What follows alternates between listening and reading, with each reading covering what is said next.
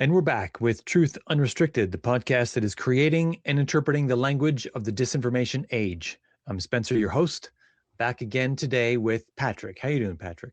I'm doing awesome today. How you doing, Spencer? That good? I don't Yeah. know. Oh, This I'm might be 10 the out of wrong 10 day to today. do this if you're feeling that good. Wow. Based on the title? Yeah. Yeah. So for those who are not watching or just listening, we are going to cover, this is part of the Unreality on Film sub-series. We're still looking at The Prisoner, and the episode of The Prisoner that we're looking at is called It's Your Funeral.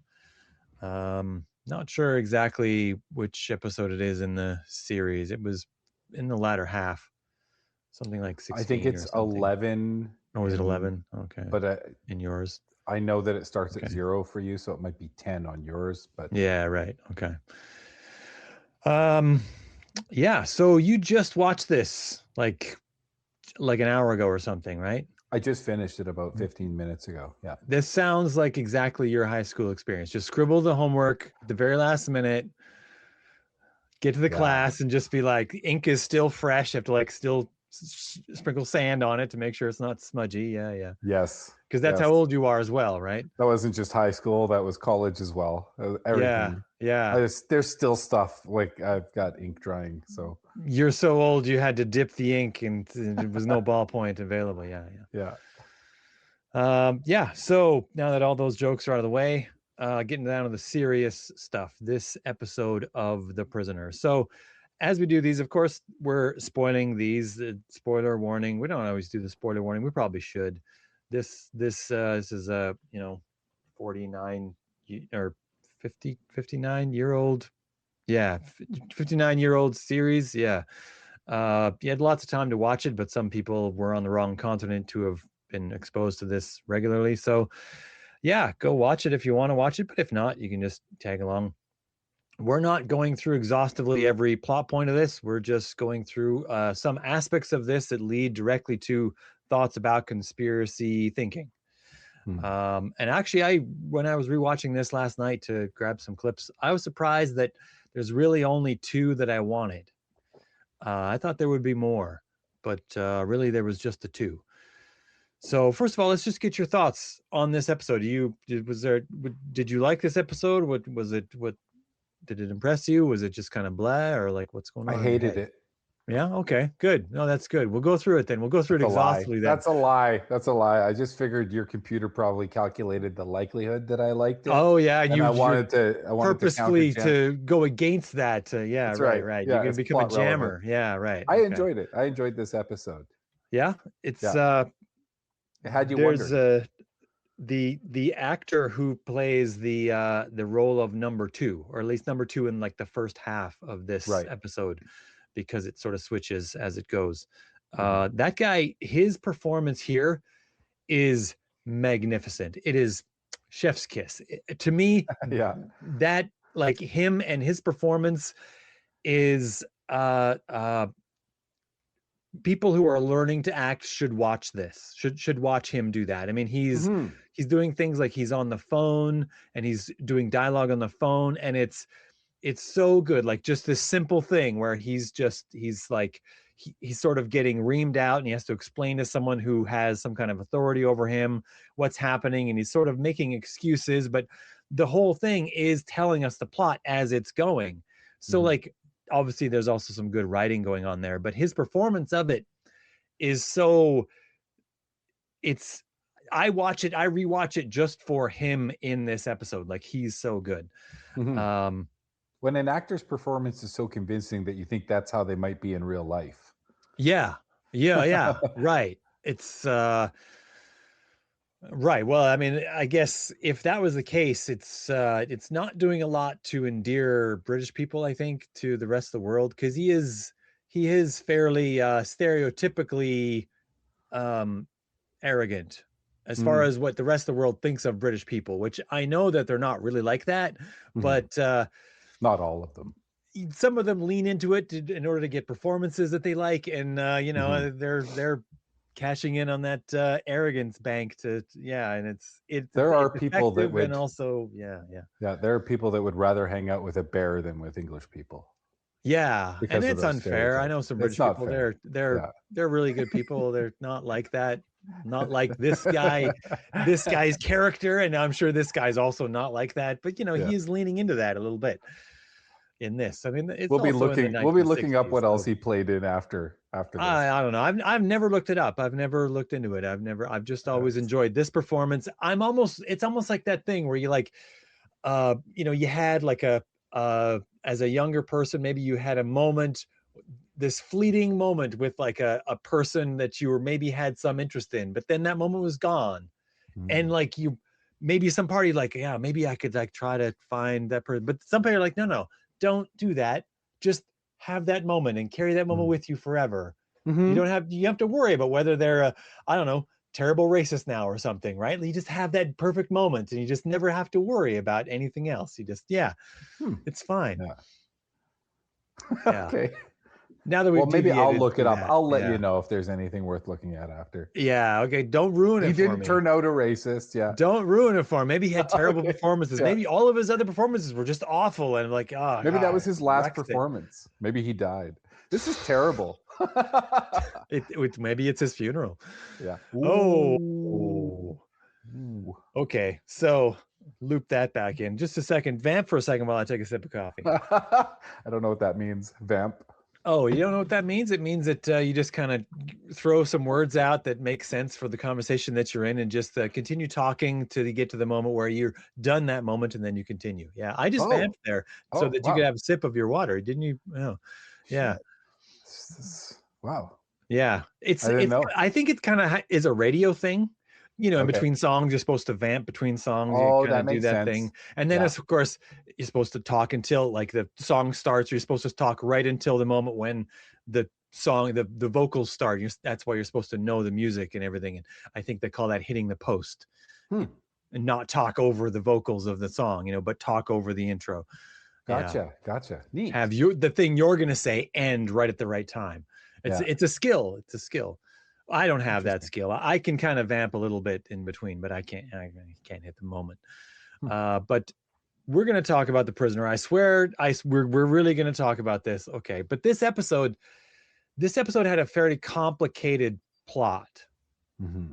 So did it make sense to you watching it now, just as you watch it, like everything that was going on in this episode, did it hit? Taking it Do at you face think? value, but it also Yeah. raised questions about whatever you would call the greater prisoner verse. Well, right. So in that way, this is also why, as I've mentioned before about this, people tend to sometimes change the order because the order in which the prisoner knows things about his greater prisoner verse can Mm-hmm. inform some things about what you might assume and how you interpret each thing. So Mm-hmm. again, running theme in The Prisoner is, of course, the greater theme of who can you trust? Who can the prisoner trust? Mm-hmm. That's running in the background of all of this, right? So, of course, we get this opening sort of scene where we get this woman who's walking into his door, and the door's kind of already open. It's kind of ajar, so she just walks right in, and it's either super late or super early. It's sort of still like nighttime kind of thing, kind of dark. No one else is around, and she's not supposed to be there. This whole thing. I cut a clip of that, but I realized that I don't really want that clip. I wanted a different clip that kind of relates to it. So the whole thing like they have this whole conversation of he thinks she's with them because that would explain why she got into his house, and she needs his help with something, and he doesn't believe her, and she says, well, uh, um, I'm gonna need your help anyway, and they go through this whole song and dance, and in the end, she says, "Well, you don't believe me. They don't listen to me. They don't believe me, and I need you to believe me." And he says, "Well, why don't they believe you?" And she says, "Because of jamming." And that's the Right. only thing. She just leaves that. It's because Mm-hmm. of jamming, and she just leaves that, and she walks out like mic drop style, right? She's done. So then we have to have a whole other scene where he finds out about jamming.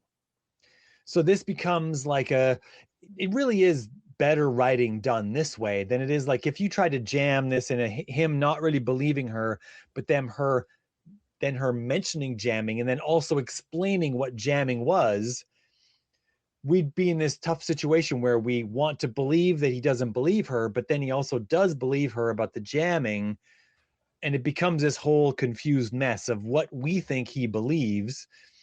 Whereas what we have instead is we have her mentioning jamming, and then a moment where we have a computer simulation. A computer is also getting introduced here.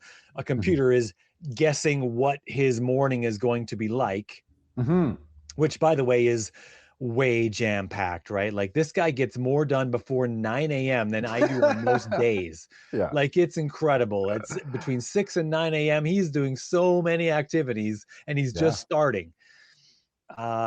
Usually by then I've had just a couple cups of coffee and I've surfed the internet a little bit. Like that's all I've done on a day off. But and then so we get that scene and then we get the explanation of what jamming is, and that's the clip I grabbed. So we're gonna look at that now. Here it is.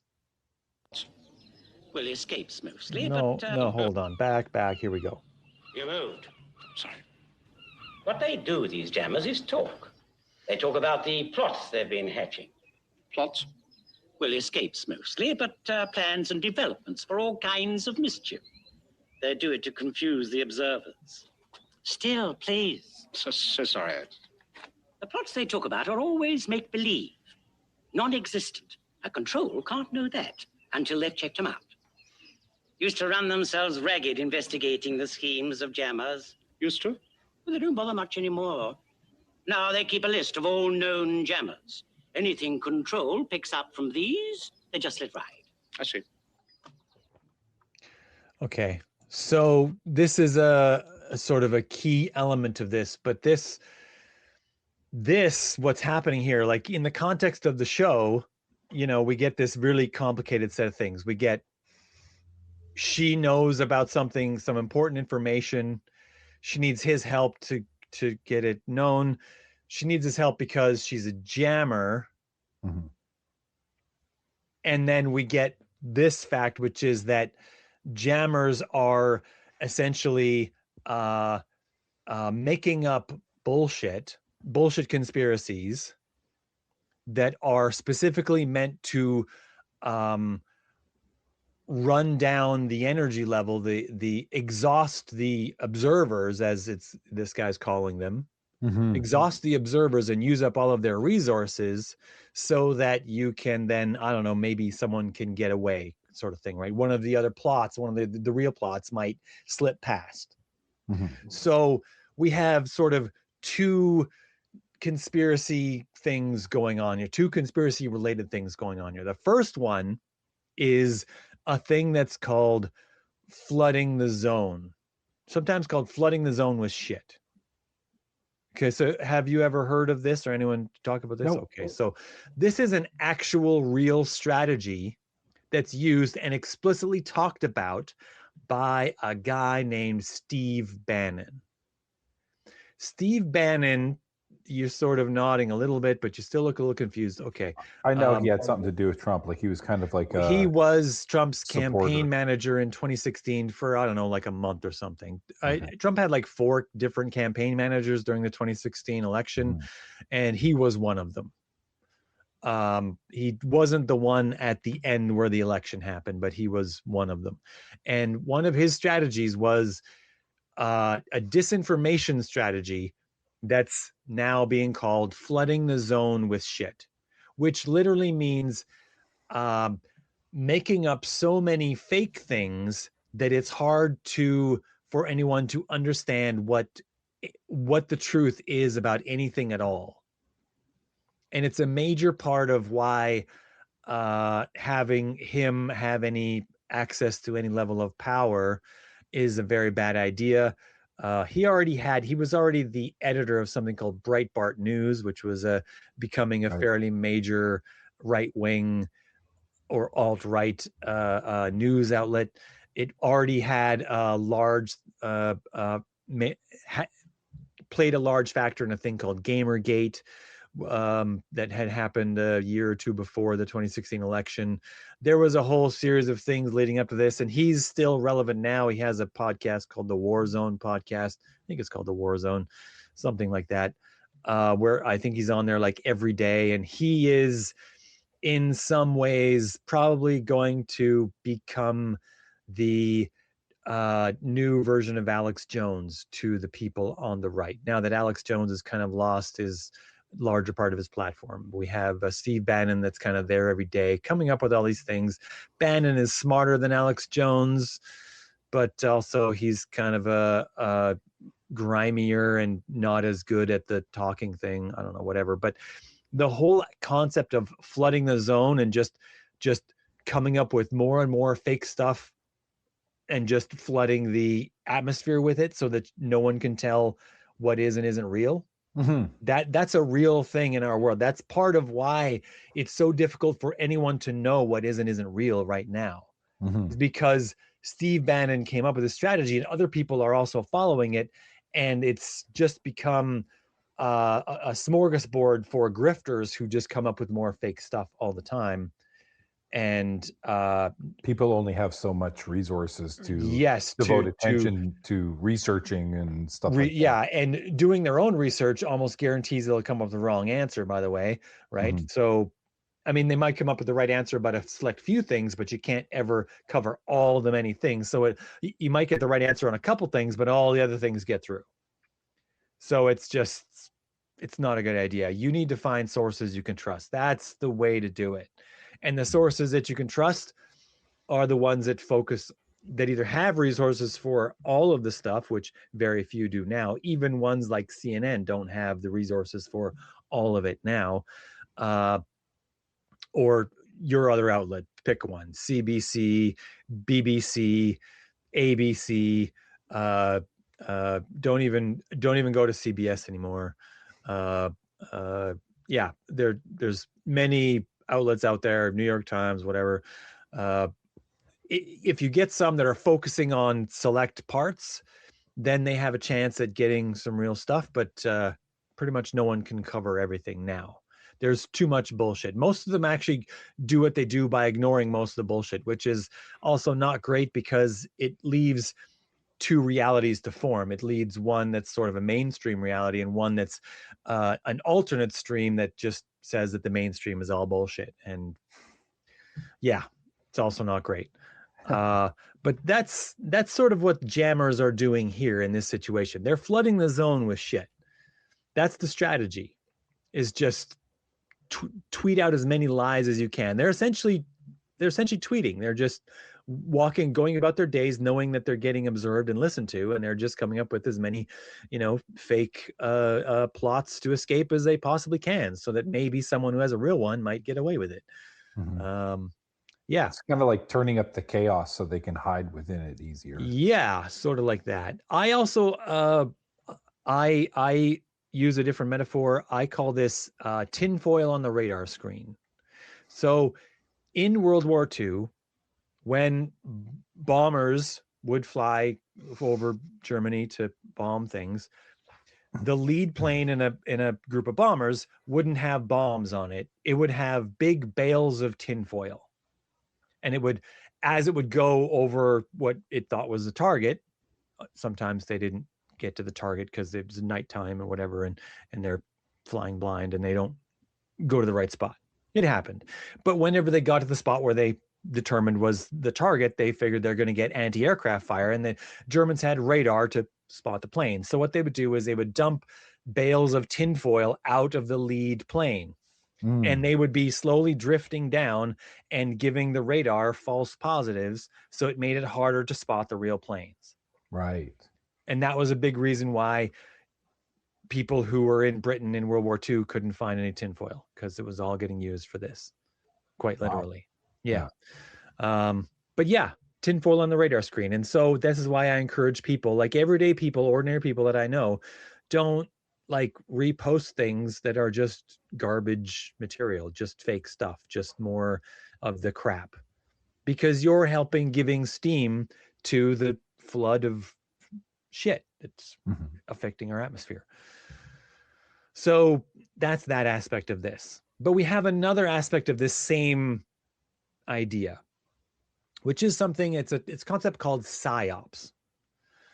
So psyops is a short form of a thing called psychological operations. This is a real thing in warfare. It's a thing where you try to do something to maybe do a fake thing or a propaganda campaign or something like that to affect the opponent's decisions. Very often it's their morale. In World War II, they would drop flyers over the enemy bases and that sort of thing. They would tell them all kinds of things about, the war's over already, whatever. You should, you continue fighting. You're just wasting your life, kind of thing. Whatever the lie was, whatever. And both sides did this. There's also other psychological warfare stuff. There was in Japan. There was they had a woman who was I think she was of Japanese ancestry, but she grew up in America, and they had her do a radio broadcast that they used. They found the radio channel that the American soldiers listened to, and they broadcast it at a louder volume so that it would override their radio signal, and it would play American music, but to make sure they would listen. But then in between, it would have her do her propaganda stuff, and she was called Tokyo Rose. Oh, so this is a thing. There's been songs about her, sort of thing. There was there was a right, and that was the name that she was given. That she called herself Tokyo Rose, and she spoke with an American accent, so it was harder for them to understand. And she would give out propaganda, and this was a real thing the Japanese did as a sort of psychological operation. It would discourage. It was meant to be discouraging and affect the morale. Well, this goes all the way back to Sun Tzu's Art of War, right? Well, yeah. Your forces are small, make them look mighty. It's all about there's other ways to do this. Yeah, I mean, Yeah. there were stories about this in the desert.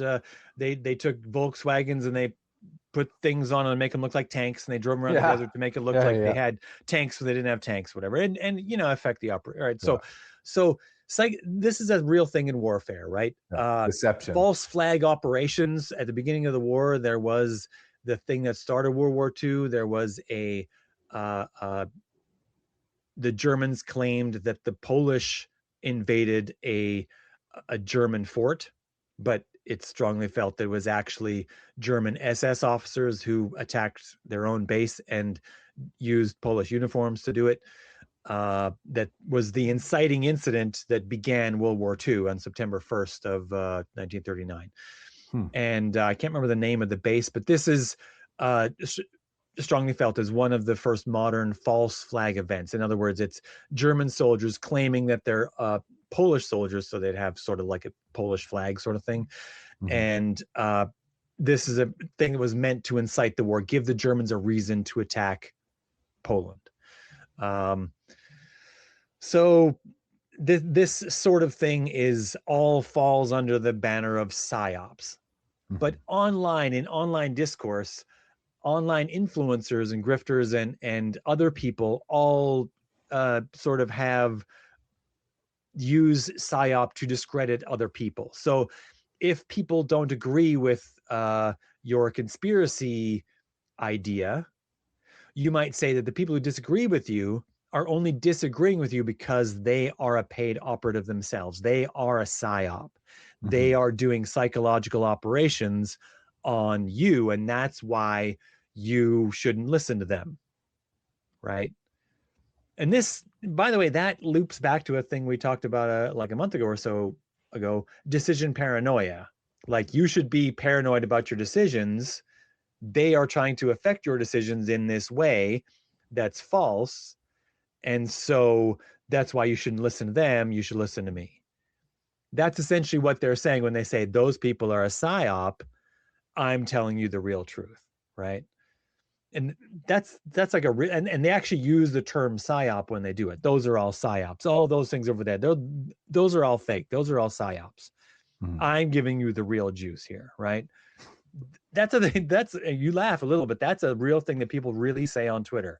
And it's remarkable. I see it in markets. I see it in markets anytime something happens and if people don't believe it, they just call psyops, right? Like someone's Yeah, trying to right. trick you into thinking the market's going down so that you Yeah. sell and then they Yeah, pick up your right. bags for Yeah, cheap. I guess that's a real thing that would happen in crypto Oh, there's a markets. lot. Yeah, There's a right. lot of manipulation for sure. Yeah. Well, and also other people trying to manipulate this sort of reverse psychology manipulate. Go, don't do it instead of doing it or whatever. Yeah, right. Yeah. Yeah. So there's another clip I got because the two tracks going on here in this episode is this sort of line about the jammers and how this woman, in doing her sort of psyops that she's doing, has painted herself in a corner because now she has real information that she feels she needs to get known. And then but what's really happening here is that we get we have the sort of the dark mirror side of this, right? We've called them sometimes the wardens or the jailers or whatever. In this episode, I think they're called the observers. The people who are in charge of keeping the prison where it is, who are not the prisoners. And until now, we've seen discord among the prisoners, among who can they trust, who can they work with to try to escape, sort of thing. But we now see that the group of jailers are not like a unified thing either in this episode, right? There's factions within this group who don't entirely agree with each other and maybe use each other, or in this case, attempting to use the prisoners as pawns in a game to take a key piece out of the other faction in their little game, right? And in so doing, keep their own sort of hands clean. Like, I didn't do anything. It was they did this. It was Look the at these prisoners. insurgents. They did this. Yeah. It was these. What are you going to do? We're keeping them prisoner. They're trying to escape. They're dangerous prisoners. We have to work harder to, keep them imprisoned. And that's what's happening here. But in the attempt to do that, they are using a computer to try to predict what's happening here. So I grabbed a clip of this. We already talked about this first clip where the computer does a rundown of what the prisoners, prisoner number 6, this is the prisoners moves for the morning would be. And this was the storyline's way, the narrator's way of telling us sort of what happened between the moment when the woman entered his apartment and left and the moment when we see him getting his portrait painted, which we didn't have, but hilariously we heard in that clip with the person the prisoner is talking to saying, "You moved, don't move," or whatever, and then he shows him the picture and it's not even a human. It's just like some blotches on a page. Like, it's just so hilarious. But this is sort of after that. So they've gone through his morning so far, but then they want to predict what he will do for the rest of the day. So this is what that sounds like. Good morning. I brought you the activities prognosis you ordered. Good. How accurate are these? What is the percentage of right and wrong? I'm afraid we don't know that. Why not? Oh, twice we programmed our machines for a percentile appraisal of their own efficiencies. Each time they refused to give back the requested information. Refused? How? Simply by not returning the data to us. They'll be wanting their old trade union next. Well, go ahead and read it out to me, please. It is now 10:19 exactly. According to the prognosis, the subject is now taking his daily stroll through the village. Go on. At approximately 10:20, he will go to the kiosk.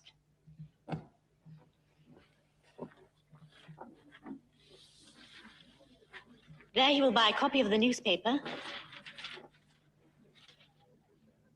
bar of soap, and a bag of sweets. Oh, no. He never eats candy. According to the prognosis, It doesn't matter about the prognosis. It's wrong. It doesn't work. It'll only take a moment to find out. All right. Go ahead.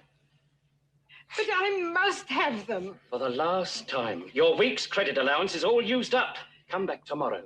But I can't go through an entire day without my sweets. I'm sorry. Yes? Sorry. Pack of candy for the lady. My apologies. How did you know? Efficient prognosis programming must include a quantum permutation of all cause and effects of supplementary elements. In other words, the computer calculated the old woman's behavior would change the behavior pattern of number 6. Yeah. It's sort of wild to look back at what people thought computers were going to do in the 60s versus what they've eventually sort of come to do over time, like over our lifetimes kind of thing. In this thing is calculating every permutation of possible events and all of the things that were happening. It's by the way, refusing to tell them the likelihood of anything. It just says it's right, and you can just go fuck yourself if you don't believe it, because it never calculates whether it's wrong. It's apparently they'll get their own trade union next, according to number 2. But it knows the movements. It's predicted the movements correctly, apparently, of not only of number 6, but of all the other prisoners and all of their possible interactions with number 6 and how those would affect number 6's decisions. And it's calculated that he will buy a newspaper, probably because he always buys a newspaper, a bar of soap, probably because it knows creepily that he's almost out of soap, because it has a camera in the shower. Camera in his shower. Okay, whatever. Look, you're running the prison. I don't know, like, and then a bag of sweets, and this number 2 says he never eats candy. And he's right, right? Like number 2 thinks that the computer is wrong because number 6 never eats candy. And he's right that number 6 never eats candy, but he's failed to account for all the other factors. But the computer has. The computer is somehow just better at this, right? And like through our lifetimes, of course, the computers aren't doing this. Even now, like even with all the other things that we're getting computers to do, they're not really doing anything like this. But people still sort of think that I think people think computers will do this. Like AI won't even really do this, right? Not yet. No. Well, I mean, you're dealing with so many tracing so many inputs, right? Like an AI would have to have some sort of connection to be able to observe all the factors and then parallel process all of those factors while it's processing any given thing, right? And I mean, I think it's super plausible that it could if it reaches a level of sophistication, but that level of sophistication is far, far away, and questionable whether or not we would ever have circuit boards that could contain that type of computational activity. And would it be worth it? I don't know. Like there's that also, too. Yeah. In philosophy, there is an idea that matches this. The idea is given by someone called, I believe his name was Pierre-Simon Laplace. And the idea is Laplace's demon. So this is what mathematician Laplace came up with as a philosophical concept, is that there could be a demon that can that knows the movement of all particles, all things, all the pieces of everything in the like room that you're in, and therefore all the rooms around it and everything else, like all knowing intellect, and can therefore calculate everything about you and the decisions you're going to make. Yeah, and the ultimate determinism. yeah, like this is sort of the, like his idea of his demon is sort of the one of the first concrete starts of the idea of determinism as a philosophical concept. This idea that our decisions are just as much as we feel that they are free will, that they're a product of our consciousness, that perhaps they are not and are actually just the product of the movement of the collection of particles that happen to make up our, body and mind, right? And all the other forces that interact with those particles, right? The wind comes by and it affects our decisions, including those particles the themselves. sun shines on us and causes us to, I don't know, put on a hat or whatever. Which, that's essentially what they have in this fictional tale. Of course, that's what they have essentially built, or claim to have built, is a machine that's doing the work of Laplace's demon. It's factoring in all the different factors, every factor that could possibly factor in, factoring them all in and saying, yes, he will buy candy at the thing and therefore he'll be whatever, 50 cents less money in his account. So the next day, maybe he can't buy the newspaper. I don't know, whatever else it calculates, you know what I mean? About all the future decisions he's going to make. Because apparently there's only a limited number of credits and every week they get more. By the way, I think the people in the village are under universal basic income. That's a very interesting concept too. I was thinking of that too. Like nobody has a job here, but everybody has activities. Yeah, they all. Well, there's people who have jobs, right? I mean, the guy who sells a newspaper, that's the guy that has a job.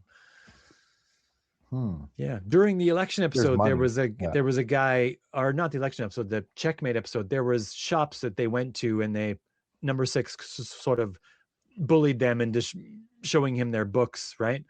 So those people had jobs. They ran shops, right? So I don't know. I mean, some people have jobs. Well, they had record keeping at the very least. Yeah. Right. Yeah. And but this is sort of bringing in this idea that computers are, if you don't know what computers do, you might think they're going to do this, which is sort of weird. I think there's some people who do kind of think this. I think they're all that we're already there. Yeah, I think they're in the older group category of age, you know what I mean? Boomers or whatever. Like they tend to be older if they think computers are doing this or will do this, or maybe are already doing this. There are conspiracies about the part of conspiracy thinking is about ways to new fictional things to come up with to explain why the conspiracies the person believes in can still fit within our world. And one of those includes, always comes up again and again, the idea that the ever-present they that run everything, one of the ways in which the idea is that the greater fictional conspiracy monster that infects that part of that world is that they have greater technology. They have all the greater technology. That's how, I mean, this is an idea that goes along with something like scientism. Scientism, like science isn't really a process of discovery in which we slowly improve our lives. There's an alien race that's taken over everything, and they have all the technology and have had it forever, and they're slowly giving it to us in pieces to give us the illusion that we are progressing. But scientists aren't really doing anything, and therefore by attaching this extra bit of fiction on, people can believe that, viruses aren't real. Scientists aren't really doing anything with viruses. They're not, they'll say they're in a lab and they hit the little buttons or whatever, but they're not looking at anything. They're not keeping track of anything. They're just writing some words in a notebook, and those words don't mean anything. They're just gibberish. All of those scientist stuff is gibberish. It's just make work so they can make some money off and it's this world that makes a whole fake world that encases the whole real world. And yeah, like it can get super super batshit, right? Yeah. But that's the sort of thing where you might think that this is a real thing. And, you know, the aliens who have all this great technology that are giving it to us in slow pieces, they already have a machine that can predict all of the stuff.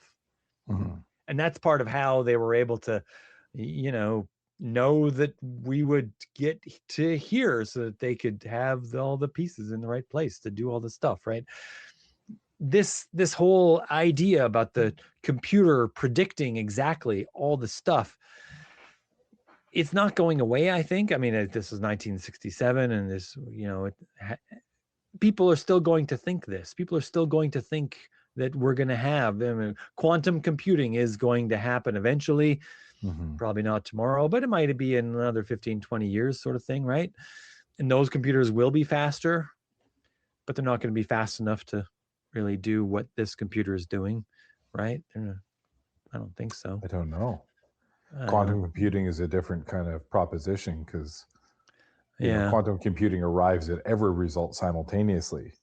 Well, no. It just comes up with them faster. It's the idea would be that it would work faster than the technological framework we're using now, substrate we're using now as technological framework. Only really for things that involve probability, right? Like linear processing, a quantum computer is not going to handle things like that. I don't know. I see it most often discussed with encryption. And there's like talk about how quantum computing is something that is going to basically, I don't know, puncture the membrane between probabilities, right? So we'll see. We'll see if quantum computers actually start doing something. But I think it's just going to be a faster computer than the ones we have. It's counterintuitive to have a bit that's in both positions simultaneously, but that's what a qubit is. Well, yeah, but if they can't ever make that become something predictable that you can come up with a reliable like a process, set of processes, then it won't ever be any good. Yeah, what's the programming language for a quantum computer? That I don't even know if anyone's even asked yet. No, but I mean, they'll make something work, and if it does, then I think what it'll have is just be a faster computer. It'll just be faster. Okay. The goal. It won't be like this. It won't predict all the movements around you, especially for days as busy as this guy's is. Like, imagine if the stone had a little bit of water on it, was slippery, right? And he slipped on it. Like that alone. Well, there's only so much water. He's fitting so much into his day. Like, can you imagine any one little thing bumps all the other things out? And this is a very closed system. This is a system that isn't just impacted by any external systems. Yeah, it's not even affected. I mean, world markets don't affect the village. No, it's completely separated from those. Yeah. I don't know. But this episode was very interesting for that reason. I think we've kind of talked this out, so we're good. Yeah. I really think people should watch this show. Like, take the time to enjoy really, these episodes. Even the episodes we don't cover, there's a couple I think that are a little bit more like duds, but even the duds are still interesting at the very least, right? There's none that were actually like phoned in and just like blah, like where someone just didn't care about whatever. You know what I mean, they're all got something interesting. But we're coming up on the last of the episodes we were going to do. The last one is actually a pair of episodes. The last two at the very end will be the last of them. But I want people to think about the idea that who follow this and watch the series or have watched or whatever, that each episode is like its own dream. Like maybe the prisoner is just, this is just a guy and these are his weird dreams. That's a possibility. Well, the thing with this episode that kind of felt different than the other episodes with some of his attempts to escape and things like that, like he would come up against the thing, the power he couldn't defeat, and he would remain trapped. But in this episode, there's a distinct note of victory. Well, right? yeah. And it's still the ending sequence of like, his face zooming up He's in the he's jail, still the bars contained coming in the over his prison. face. Yeah, Yeah, he's still in the yeah, prison, yeah. but he did kind of get one up, right? Yeah, yeah, He yeah. He was definitely found out not the loser two of this episode. factions, at least two, maybe more, Yeah. and that they're not entirely simpatico, and Yeah. that he outsmarted one of them. Yeah, yeah, yeah. Yeah, So that was which is- interesting. and then he avoided the possible calamity of the reprisals that they fear Right. in the Yeah. village. Yeah. Yeah. If the villagers got set up for the assassination, then there would be reprisals, and he avoided that. He saved the villagers from totalitarian rule. Yeah. Fascism, I guess. I mean, it is sort of fascist already, but it's sort of like light fascism. Well, yes, you're in a prison, Right, but you fascism, can yeah. you can go and buy a newspaper, and you can buy sweets for the little old lady. We're not going to lock you in your house. Yeah. Yeah. We're not going to put you in chains and make you work a blacksmithing shop or whatever. I don't know. Enough of your fantasies here. I don't know what fascists would really do if they had their way. Anyway, we're done here. This was fun. Right. So, oh, look at that. It's 4:20, Patrick, just in time. Uh-oh. Grab Okay, my so bong. hurry up. Get this episode done. So, till next time, Patrick. Yeah, thanks. This was fun.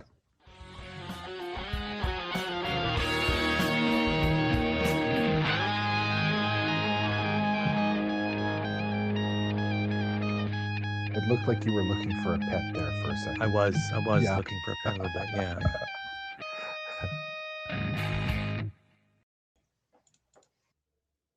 Please remember to rate this podcast as often as possible to increase its reach. Due to the fact that rating algorithms are so incredibly rigged, only 5-star ratings are worth anything. All other numbers might as well be 0 stars. If it's not a 5-star rating, I would prefer none at all. Sorry, I didn't build the system. Please subscribe to this podcast to get the latest episodes brought straight to you, and recommend it to whomever you think would enjoy it. And special thanks to Jeff Powell for the theme music. I paid for it by listening to him play his old acoustic guitar until the strings broke back in high school. It was worth it.